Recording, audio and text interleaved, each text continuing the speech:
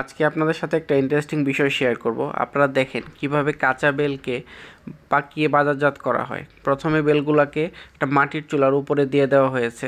তার উপরে অনেকগুলো বেল দেওয়ার পরে তার উপরে বিভিন্ন ধরনের ঘাস পাতা দিয়ে ঢেকে দেওয়া হয় এবং নিচে চুলার অংশের মধ্যে ধূপের সাথে ভুসির কুড়া সব কিছু মিশিয়ে ধোঁয়া তৈরি করা হয়, করে মুখটাকে সুন্দর করে লাগিয়ে দেওয়া হলো।